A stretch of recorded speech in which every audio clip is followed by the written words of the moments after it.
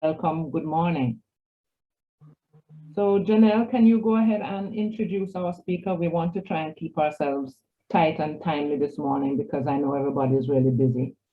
So I'm going to hand over to Janelle to just do a quick introduction of our speaker, and then ask him to go ahead. All right, great morning, everyone. Today we have with us Mr. Owen Ellis. He is the Senior Lecturer and Acting Head of Department for the Arts Management and Humanities at the EDNA College of the Visual and Performing Arts.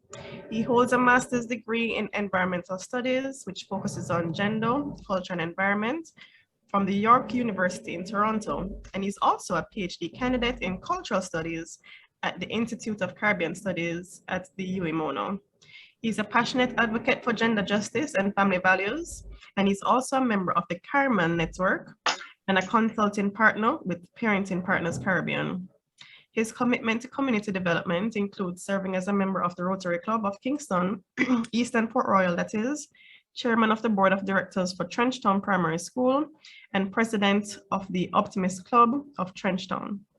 His skills and experiences span multiple fields, including teaching and lecturing, designing, facilitating workshops, script writing, poetry, and theatrical performance.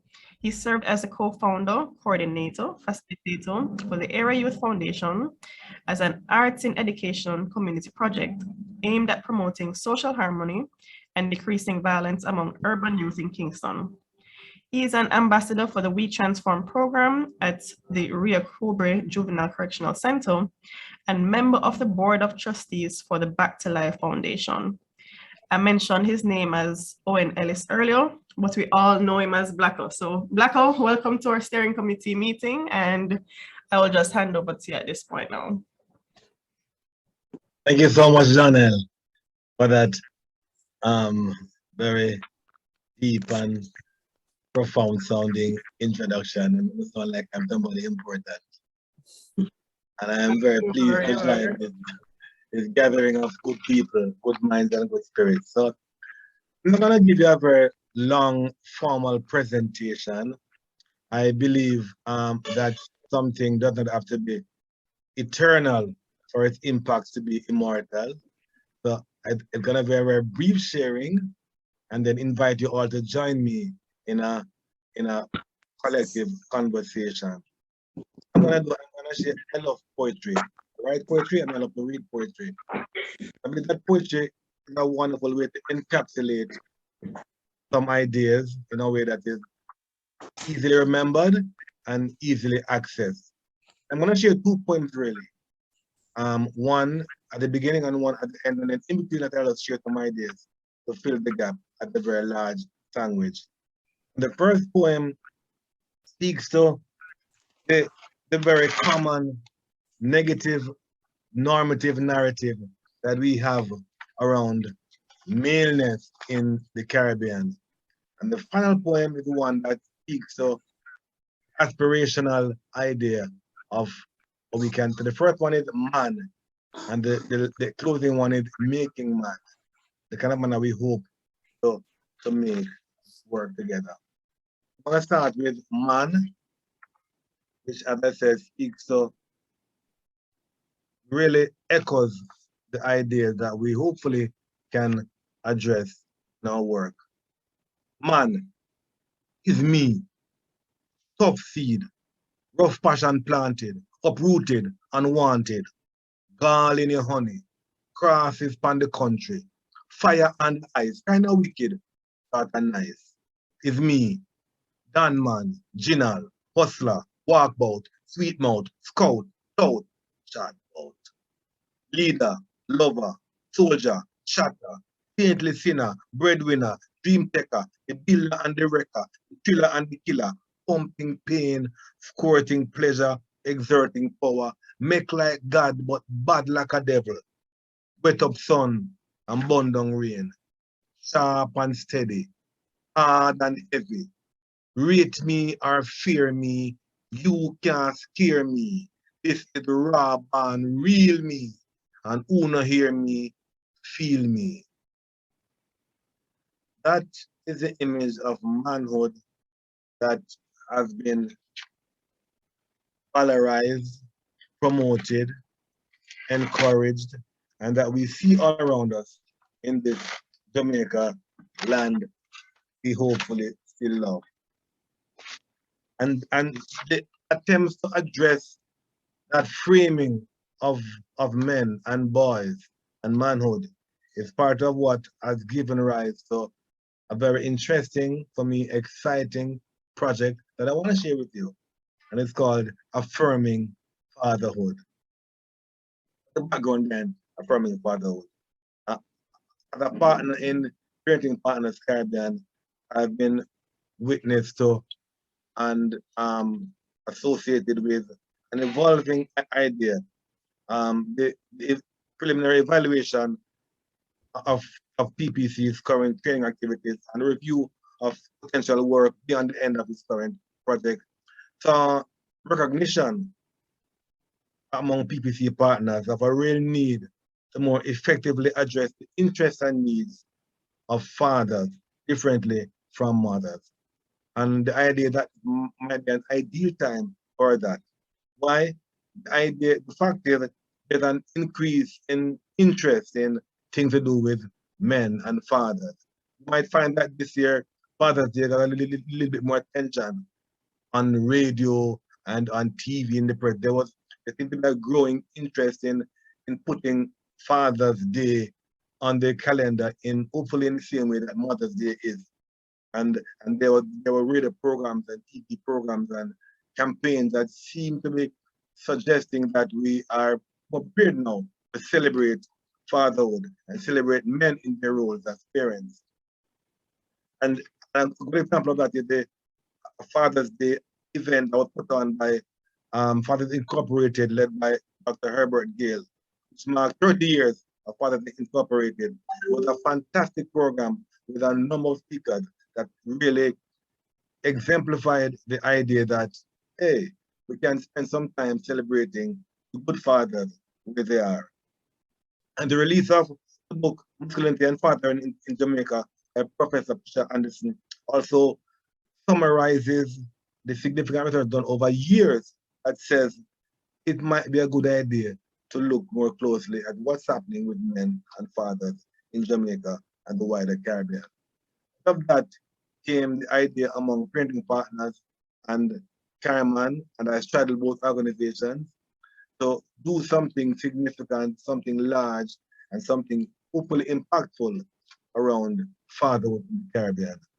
Hence the idea of this project called Affirming Fatherhood, which would be a range of activities, webinar, symposium, media campaign that would be Caribbean-wide, that encourage, facilitate, and really create spaces for reflection on positive meaning. That the man that I speak of in the earlier poem can be given less. Because the idea is that it is, and I'm not saying it's an either or. I'm saying it can be an and also, as we attempt to critique the negative normative narrative, that we also find spaces to validate and valorize the men when daddy is home. You know, when daddy is home, there are a number of homes where things are beautiful when daddy is home. They might not be the majority, but there are homes where when daddy is home, there's safety, there's comfort, there's love, and there's compassion. And where those are not as frequent as we would like it to be, the notion that if we valorize the areas where it exists, we might encourage others to join the bandwagon. So we want to spend some time celebrating beauty and the joy that exists in spaces where daddy's presence is in fact supportive and enhancing for health and for families. The research tells us that the way that the father present in a child's life, there's less likelihood of problematic behavior. There's less likelihood of getting entangled with the law. There's less likelihood of violence in a child's life, where there's a positive and strengthening fatherhood presents. And that is the idea behind affirming fatherhood. The idea that throughout the Caribbean, we can actually celebrate and encourage the fatherhood. So let me share the point that I think is our aspirational picture. It's called Making Man. Many mothers standing solo, breeding bread from brown earth, measuring and weighing, pampering and praying, sowing and sowing, to shape composure, cut consciousness, and milk manners from reluctant chests. It's mostly women, weaning and wrestling, filter the dread, daring, and lust for danger, to chisel the rough edges of anger, to sift and strain the fluid of strife, and keep composure while composing character. But man carry man, and more doing what they can, reporting for duty, slowly, quietly. Maybe recovering patriarch could reproduce himself, that we may green, ground, and grow boys into gentler greatness, making new man more human. And the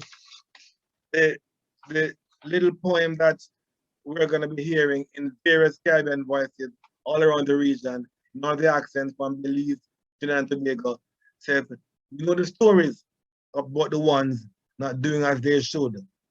We're not claiming that every father is good.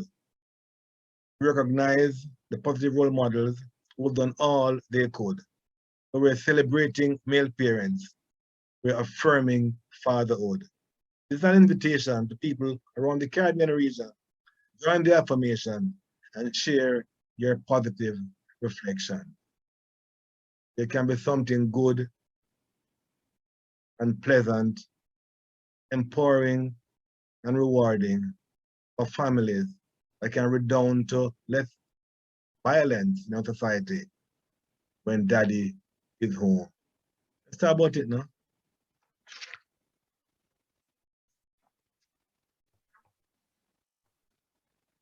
Thank you so much. Thank you so much, Blakka. Wow, where do you start? You really hit us over the head at the beginning, but you kind of wove us into an area of, yeah, let's think about this more. Let's look at the positives, as we said at the beginning. It was interesting that both Prof. Ward and Dr. Kim Scott, they were talking about ice cream in the communities and the closing out party of the Child Resiliency Program, nary a father to be seen, you know, and again, maybe they're out hustling. I don't know where you think they might have been, you know, so let's, as you say, let's talk about it. What are the things that prevent some fathers from being present, and what encourages fathers to be present, not just physically and providing the finances, but being present in heart and soul. And Blakka, I know you have an acronym for heart. Maybe you want to share that with us as well, and then we can take some questions, take some comments. You want to share heart with us? Yes, so the idea that beyond just pathologizing the negatives, that we encourage the positives and look towards affirming in boys their heart, helping boys to grow their heart, and helping men to access their heart. And by heart, I mean H, honesty, E, empathy, A, accountability, R, responsibility, and T, trust. If we could engender that sense of heart among our men, then we're doing a big part of the necessary job that will change everything. Thank you so much, Dr. Scott, Okay. for your word. One more time for the heart. H, yeah, just go over it again. H, honesty, E, empathy, A, accountability, R, responsibility, and T, trust. And to answer your question, Colleen, about what is preventing more presence among men and men turning up, I'm not quite sure what the answer is, but I know that if we validate and valorize the ones who are doing so, then others are more inclined to turn up as well. If men see men being bigged up for being present, then more men will want to be present. So, and that's why affirming fatherhood is for me a very important project, because if we affirm the ones that are good and the ones that are bad might be encouraged to look at themselves and say, hello, why am I not that man being hailed and honored? What can I do to claim some of that honor and that healing? So, and that's why I think it's important for us to really affirm the good in fatherhood and then encourage the ones who are falling behind to jump and join and get in line. Okay, great, thank you. All right, any questions? You want to just raise your hand if you have a question, you have a comment, you have a concern that you'd like to share, that you want to put to Blakka. I can't see the hand. One of the things, Blakka, I think is women need to make space for men. That's not a space that's related to the provision of money. And how do we do this and let women themselves appreciate the value of men that is not monetarized or power related.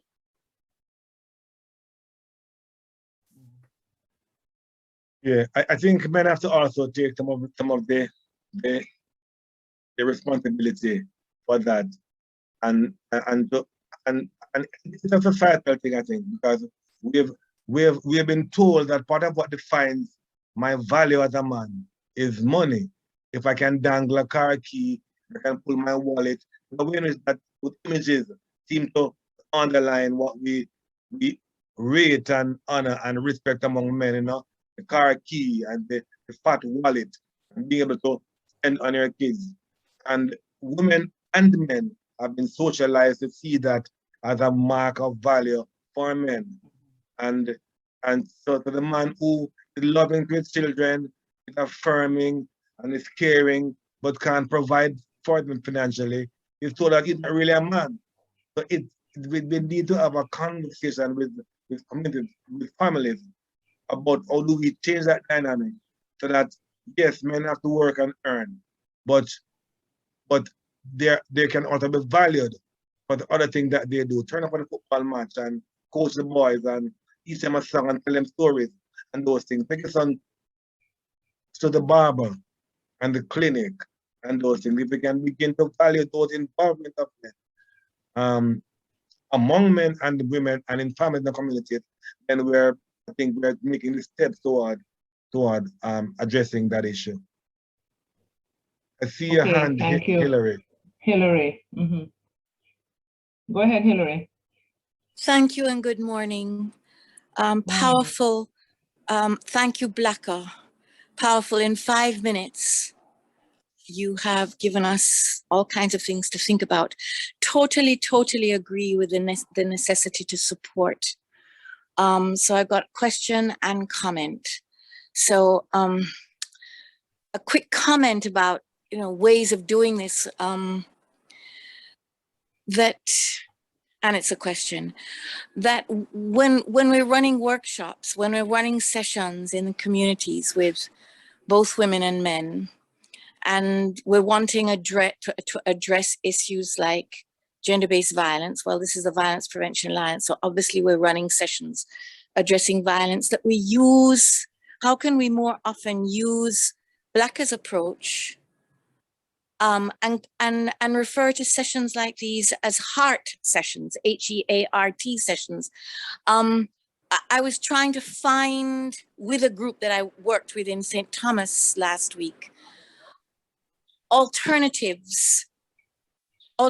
ways of describing the sessions that we're running. Because if we continue to, you know, when we talk about them as sessions to end violence or to address violence or to promote better relationships between men and women or men and men, we have to find a different way of describing the session in order to attract youth and men to come. So I want to, and we were talking about, you know, maybe to call them chatbot sessions, but I'd love to know from Blakka, do you refer to your sessions as heart sessions? Does that work as a way to attract man, or does man think of heart, H-E-A-R-T, as just one more female type thing? So that is one question I have. And then the second question is, when you've used H-E-A-R-T, heart, as a frame for discussing these issues with men, I would love to know more about what do participants in sessions say about H, honesty, and E, empathy, and, you know, A, accountability, and R, responsibility, etc. I'd love to hear more about what their responses are, because I want to use heart, if I'm allowed to. I want to use heart in my own sessions. And I also want to know, third question, if we can use particularly that first poem, which will most definitely ignite plenty discussion, both by women and men in workshops, about what we mean by manship. And so that's the third question. Thank you, Blakka. Yeah.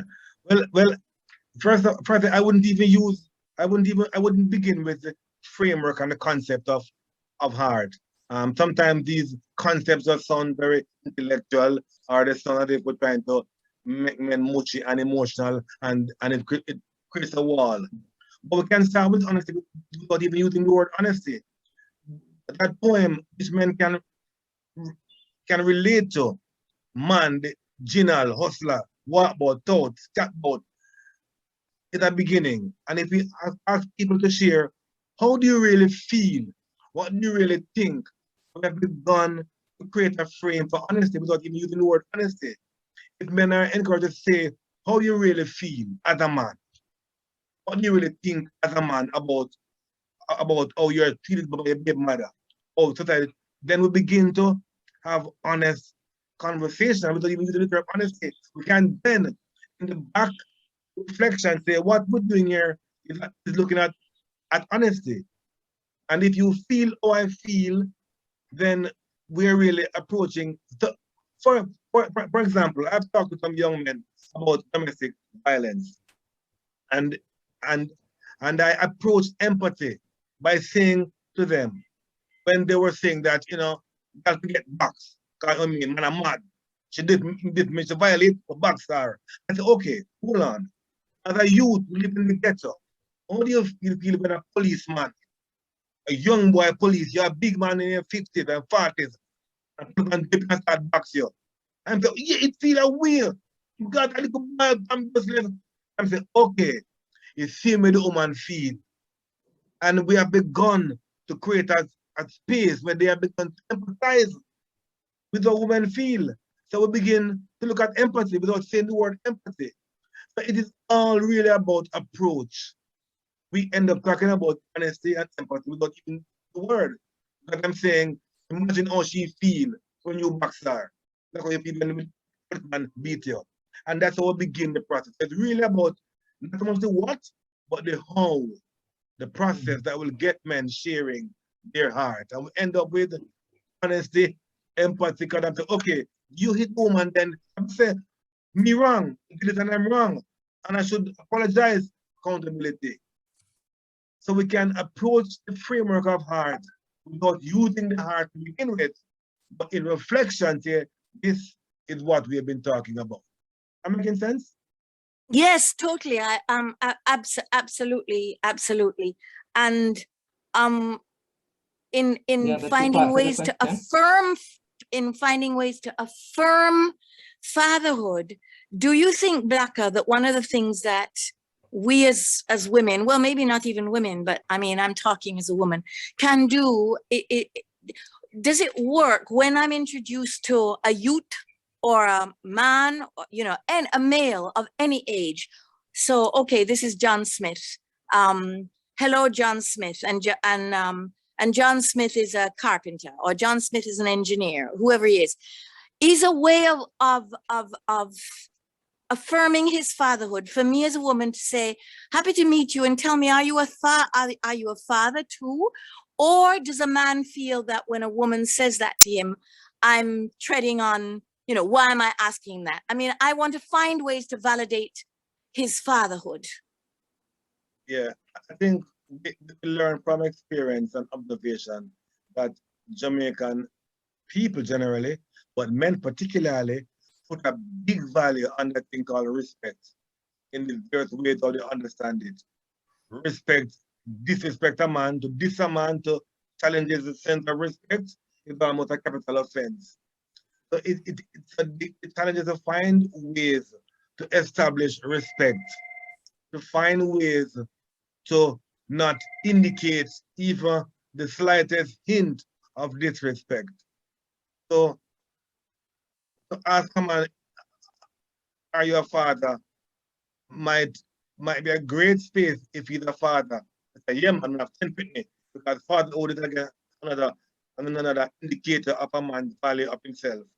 You know, you can't earn money, you have no pitney. And I mean, you're a man, you know, you're supposed to get respect.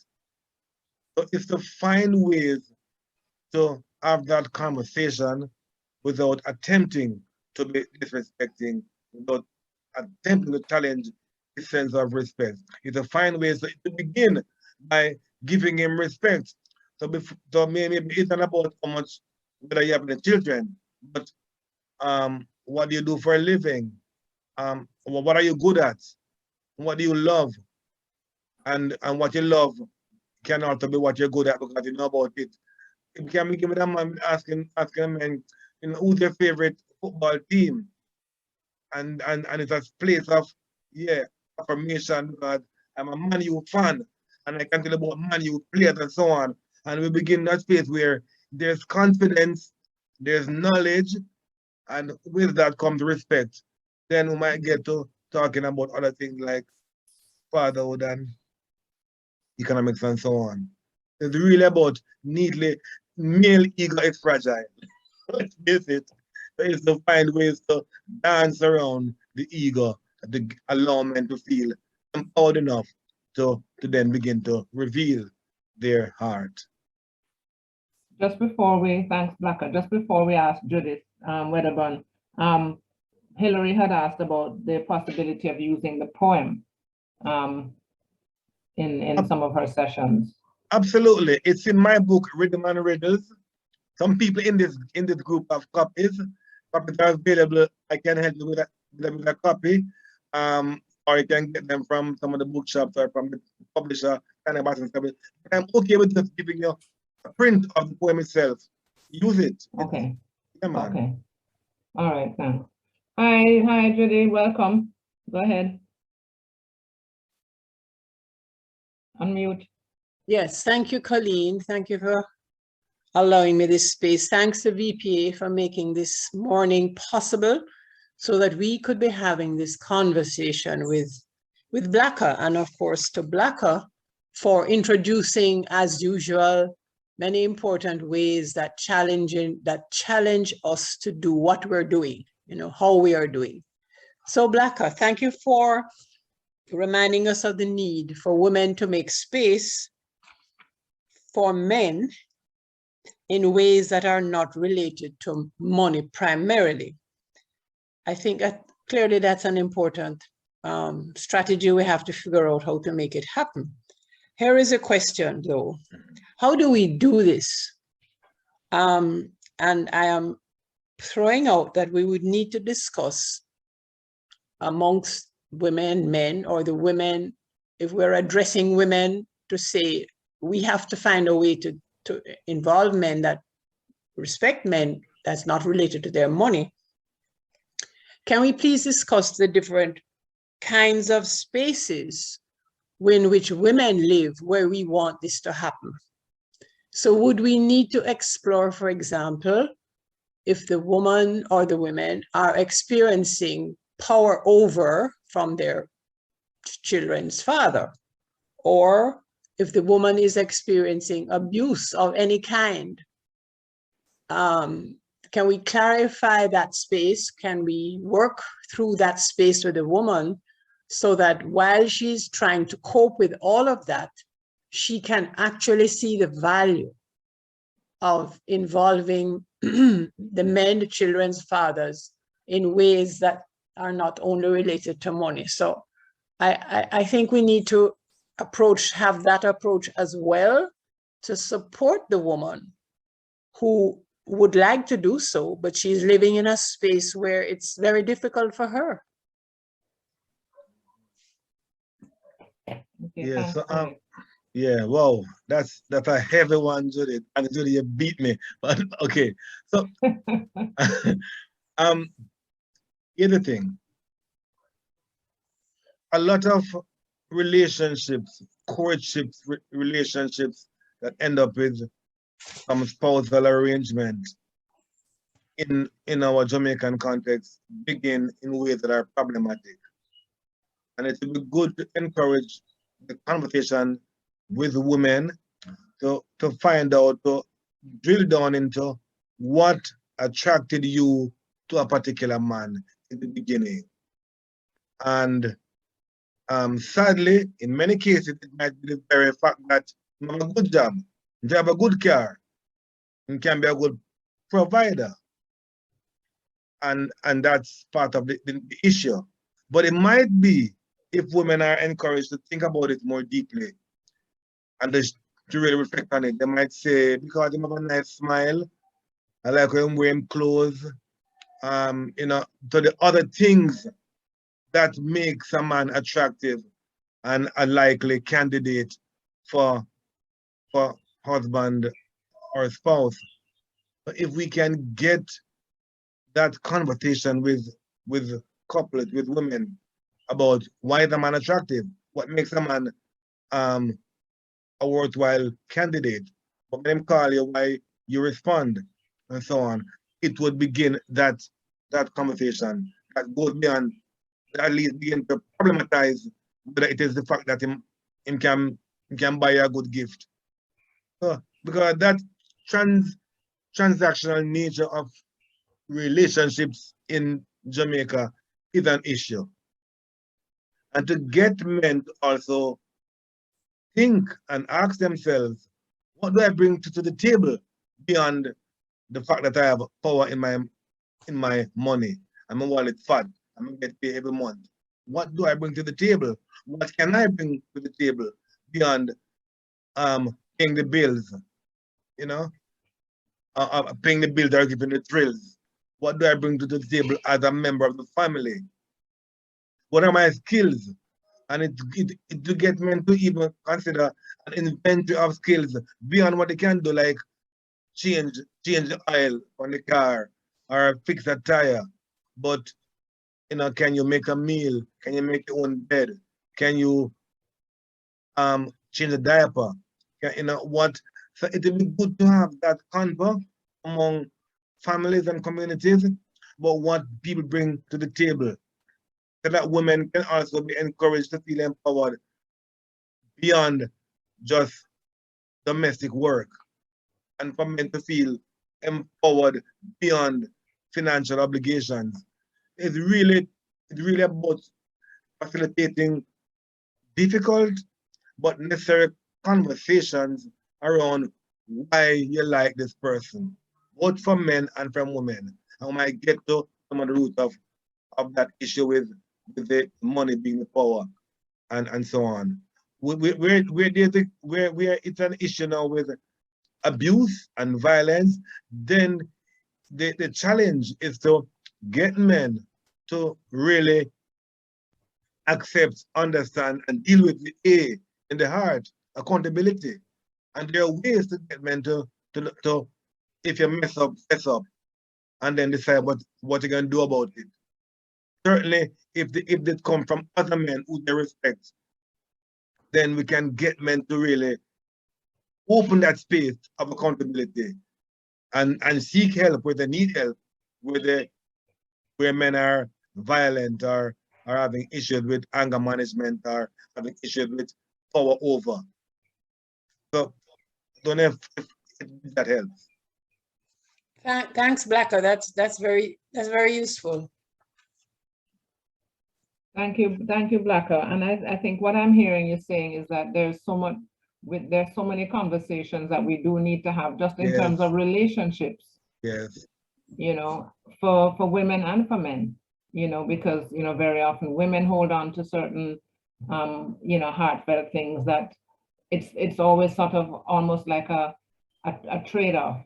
If I'm changing the diapers, then the equivalent for you should be fixing the baby bottle, or, you know, and you mind the children because I have to go out to work, and that's the balance, you know, rather than it's something that we are doing. So it really is, as you're saying, it's about drilling down in the relationships that women and men have together within a family, and ultimately what's happening with the children in those families, and how are we repeating cycles. Just quickly before we end, I see a number of other people have joined us, and I don't know if Oral Khan or anybody else, any of the other men who are here, or anybody else has a comment or quick suggestion. I think one of the things, Blacka, just wearing my parenting partner's hat as well, is that in the Affirming Fatherhood initiative, one of the things that we do want to be able to do is to share some of the positive activities that other organizations have done. We had an example from CariMAN in Dominica, I think it was, where they had a number of delinquent kids, boys, and what they did was encourage those boys to get their fathers to form a fatherhood group, a fathering group at the school. And you know, how the school worked with those fathers that the children brought in. So, you know, it's, you know, are there initiatives, are there some positive activities that, you know, maybe through the church or through the hospital or a clinic or a community that you know, can be shared, that really help the fathers to be better fathers, to be better parents to their children. So just quickly, if there's anybody who wants to share before we wrap up.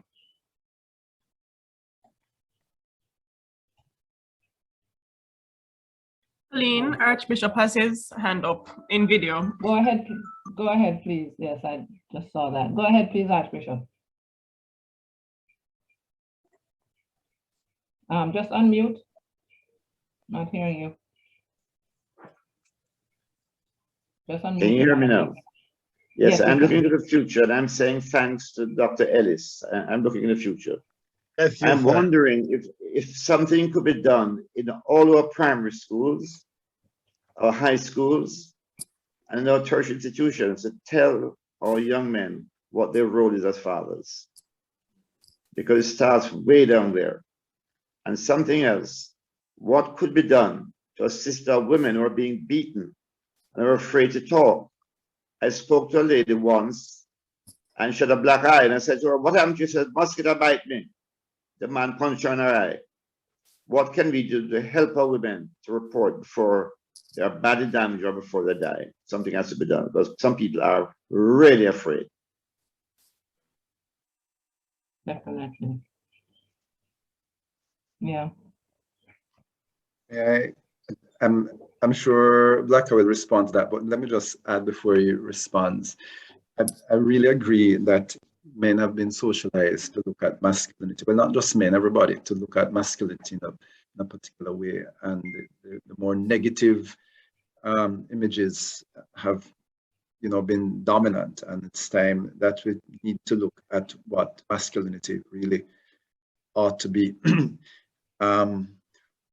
Also, we don't have as many networks amongst men. There are a few groups, around the sports team, around the rum bar that they frequent. But outside of certain sports and places where you go to have a drink, there are not many networks of men. We don't connect so well outside of those little groups. I want Blakka to share the information about the CariMAN and the other group you mentioned, so we can link and help to create and spread more networks among men. Women have tons of these.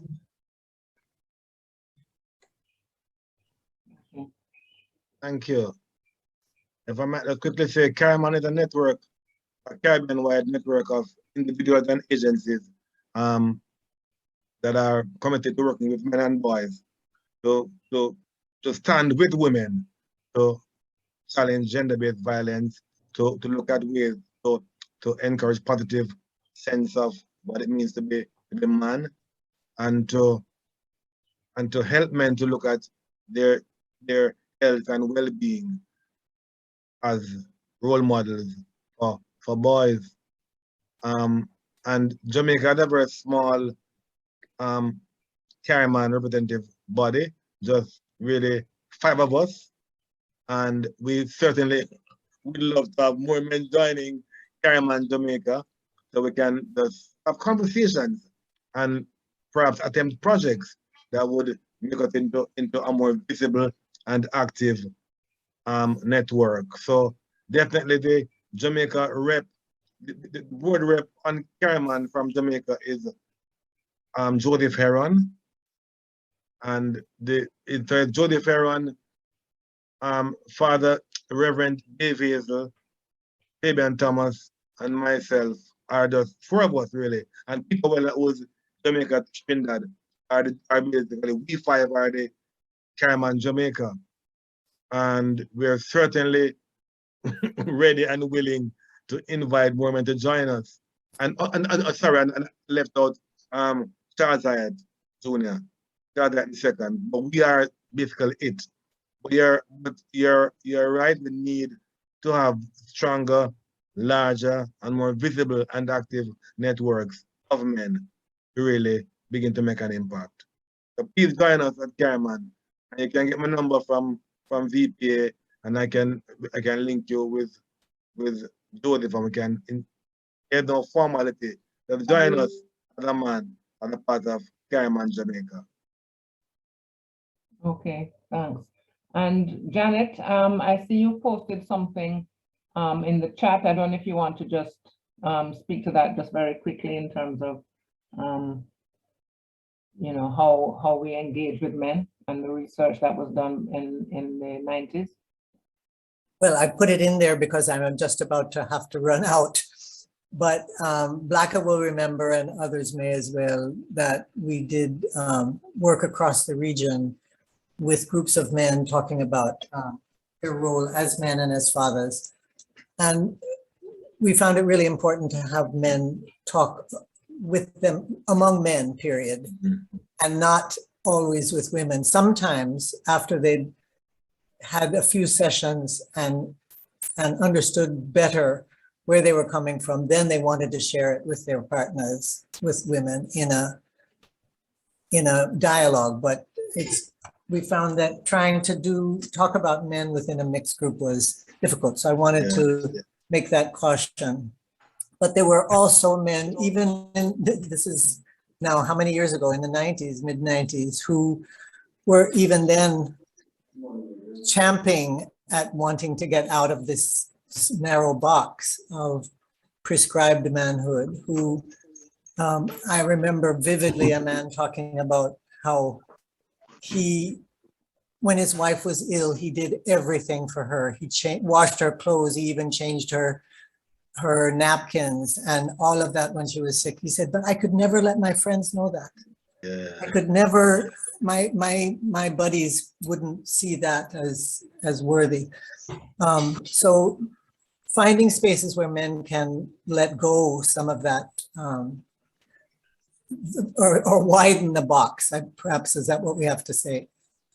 Widen the box that they and we have put them in, so that there's greater freedom to talk about feelings, to talk about different ways of being a man. And the point I was really making is I think they need to do it often first with themselves, among themselves. Okay. Okay, thank you. Uh, Thank you very much. Quickly, Colleen, I see Hillary's point about the fact that there are, in fact, a number of networks of men, church groups, and so on. The difference with that is that those groups of networks of men are largely among homogeneous groups. They all belong to the same church or the same PTA or whatever. CariMAN brings together men from different men who are different, essentially.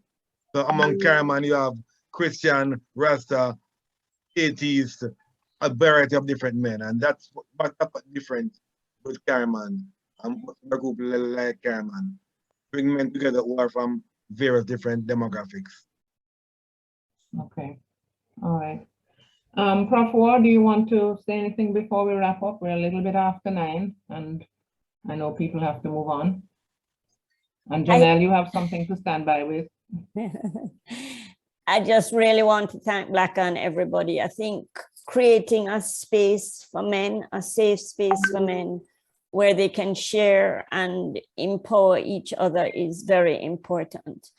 And I think we've gotten some key ideas around heart, around these, how we build these spaces and encourage people to try and make them work. Blakka, you have a brilliant set of videos that I saw from Dave Hazel. Why aren't those out there more being repeated? And I think this is the time. And one thing I loved, which maybe we can always remember, is running a boat for peace. Men love to cook. Yes. And maybe you'll come back. We don't have the time. I was hoping you could explain how the dumpling run down the other dumpling when the water is boiling. It's about running a boat for peace. But we did it where we encourage groups to invite people they were in conflict with to sit around the table and eat together and discuss their differences peacefully. And I think it's something that we need as we go into the Christmas to see, can we run some of those boats? It can be men boats, it can be women boats, it can be mixed boats. But I think you've highlighted a point, and